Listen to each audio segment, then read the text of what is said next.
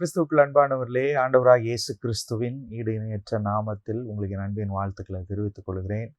இந்த இன்றைய ரேமா வார்த்தையினுடைய 40 ஜெப விசேஷித்த இந்த தொகுப்பின் மூலமாக உங்களோடு கூட நான் பேசுவதில் மிகுந்த சந்தோஷம் அடைகிறேன். ஒவ்வொரு நாளும் கர்த்தர் நம்மோடு கூட ஒவ்வொரு ஜெபத்தின் மூலமாக கர்த்தர் நமக்கு இடைப்படுகிறார். அதன் மூலமாக பேசுகிறார், நம்மை ஜெபிக்கும்படியாக வைக்கிறார். இந்த நாளில் ஒரு ஜெபத்தை நாம் பார்க்க போகிறோம். 1 ராஜாக்களின் புஸ்தகம் 3ஆம் அதிகாரம் 9வது வசனம். உமது ஜனங்களை நியாயம் விசாரிக்கவும் நன்மை தீமை இன்னதென்று வகையறுக்கவும் அடியேனுக்கு ஞானமுள்ள இருதயத்தை தந்தருளும். ஏராளமாய் இருக்கிற இந்த உமது ஜனங்களை நியாய விசாரிக்க யாராலே ஆகும் என்றான். இஸ்ரவேலை அரசாண்ட தாவீது ராஜாவுக்கு பிற்பாடு அவனுடைய ஸ்தானத்தில் அவனுடைய குமாரனாகிய சாலமோன் ராஜாவாக பொறுப்பெடுத்த பொழுது அவன் ஒரு சின்ன பையனாக இருந்தான், சிறு பிள்ளையாக இருந்தான். அவனே அதை சொல்கிறான், நன்மை தீமை எனக்கு வகையறுக்கத்தக்கதாக இல்லாதபடிக்கு போக்குவரத்து எனக்கு தெரியாத ஒரு சிறு பிள்ளையாக இருக்கிறான் ஆண்டவரே, ரொம்ப சின்ன பிள்ளையாக இருக்கிறேன் அப்படின்னு சொல்லிட்டு அவனே சொல்கிறான். இந்த சாலமோன் கேட்கிற காரியம் என்னவென்று சொன்னால், ஆண்டவரே எனக்கு ஒரு ஞானமுள்ள இருதயத்தை எனக்கு தாரும் அப்படின்னு சொல்லி கேட்கிறான். எதற்காக ஞானமுள்ள இருதயத்தை தர வேண்டும் என்று சொல்லி இந்த அதிகாரத்தை நீங்கள் முழுவதுமாக வாசித்து பார்த்தீங்கன்னா, முதல்ல ஒரு மேடைக்கு போய் கிபியோனிலே போய் ஒரு பெரிய மேடைக்கு போய் 1000 சர்வாங்க தகன பலிகளை ஆண்டவருக்கு செலுத்துகிறான். செலுத்தின உடனேயே அன்றைக்கு இரவுலே சொப்பனத்தில் கர்த்தர் வருகிறார். நீ விரும்புகிறதை என்னிடத்துல கேள் அப்படின்னு கேட்கிறார். ஆண்டவர்கிட்ட வந்து கேட்கிறான், ஆண்டவரே நான் ரொம்ப சின்ன பிள்ளையா இருக்கிறேன், என்னை நீங்கள் இந்த தேசத்துக்கு மேலே ராஜா வச்சிட்டீங்க, போக்குவரத்து தெரியாத ஒரு ஆளாக இருக்கிறேன், ஆண்டவரே எனக்கு ஒரு ஞானமுள்ள இருதயத்தை தாங்க ஆண்டவரே, நன்மை எது தீமை எதுன்னு எனக்கு தெரியல ஆண்டவரே, இந்த ஜனங்களை நியாயம் விசாரிப்பதற்கு என்னால் முடியாது, ஏராளமான ஜனங்களை நியாயம் விசாரிக்கிறதற்கு ஆண்டவரே யாரால முடியும்ப்பா, என்னால் முடியவே முடியாது, அதனால் எனக்கு ஒரு ஞானமுள்ள இருதயத்தை தாங்க அப்படின்னு சொல்லி கேட்ட பொழுது அது ஆண்டவருக்கு ரொம்ப பிடிச்சிருச்சு. ஆண்டவருக்கு ரொம்ப இந்த விண்ணப்பம், இந்த ஜெபம் ரொம்ப பிடிச்சிருச்சு.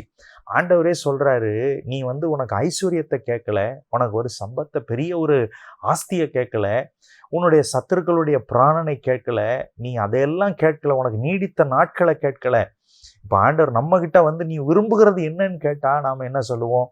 எனக்கு இது தாங்க ஆண்டவரே, எனக்கு அது தாங்க ஆண்டவரே, இதை செய்யுங்க ஆண்டவரே, அதை செய்யுங்க ஆண்டவரே, எனக்கு இந்தந்த காரியத்தில் எனக்கு பிரச்சனை இருக்குது, இந்தந்த காரியத்தில் எனக்கு நீங்கள் ஒரு அற்புதம் செய்யணும் ஆண்டவரே, இந்தந்த காரியத்தில் கர்த்தர் எனக்கு ஒரு விடுதலை பண்ணணும் ஆண்டவரேன்னு சொல்லிட்டு நம்ம நிறைய காரியத்தை வச்சிருக்கிற நம்ம எதிர்பார்க்குற காரியத்தெல்லாம் நம்ம கேட்போம். ஆனால் சாலமோன் அப்படி கேட்கவில்லை. ஆண்டவரே சொல்கிறார், நீ நீடித்த நாட்களை கேட்கல, உனக்கு ஐஸ்வர்யத்தை கேட்கல, உன் சத்துருக்களுடைய பிராணனை நீ கேட்கல, ஆனால் உனக்கு ஞானமுள்ள இருதயத்தை நீ கேட்ட அப்படின்னு சொல்லி அவன் கேட்ட அந்த ஞானமுள்ள இருதயத்தையும் ஆண்டவர் கொடுத்து, அது மாத்திரம் அல்லாமல் அவனுக்கு கேளாத ஐஸ்வர்யத்தையும் மகிமையும் கர்த்தர் கொடுத்தார் என்று நம்ம வாசிக்கிறோம். கிறிஸ்துவுக்குள் அன்பானவர்களே, ஞானம் ரொம்ப முக்கியம். நம்ம எந்த நேரத்தில் எப்படி செயல்படுகிறோம் அப்படிங்கிறது ஞானம் ரொம்ப முக்கியம். சில நேரத்தில் ஞானமாக செயல்படலை அப்படின்னா அது பெரிய பாதிப்பை உண்டு பண்ணிவிடும். குடும்பத்தில் ஞானமாக செயல்படலைன்னா குடும்பத்துக்குள்ளே சமாதானம் இல்லாமல் பெரிய ஒரு பிரச்சனைக்குள்ளே ஆயிடும். வேலை ஸ்தலத்தில் ஞானமாக இல்லை அப்படின்னா நம்ம செய்கிற காரியத்து நிமித்தமாக மற்ற இடங்களில் மற்றவர்களோடு கூட ஒரு சமாதானம் இல்லாத சூழ்நிலை, ஒரு வேலையை கூட நம்ம இழக்க நேரிடக்கூடும். சில நேரத்தில் நம்ம எடுக்கிற ஞானம் இல்லாமல் ஞானத்தோடு கூட எடுக்காத ஒரு முடிவு என்ன செய்யும் அப்படின்னா மற்றவர்களை கூட அது பாதிக்கும். சில நேரத்தில் நாமளே நம்மளுடைய சுயத்துக்காக சில காரியத்தை செய்து பார்க்கும் பொழுது அதை மற்றவர்களை எண்ணி பார்க்காம, ஞானமாக யோசிக்காம, ஞானமாக நினைக்காம நம்ம செய்யும் பொழுது மற்றவர்களை அது பாதிக்கும். ஒரு சின்ன விஷயத்துலையே நான் இது இப்படி இவ்வளோ காரியத்தை சொல்கிறேன் பாருங்கள்.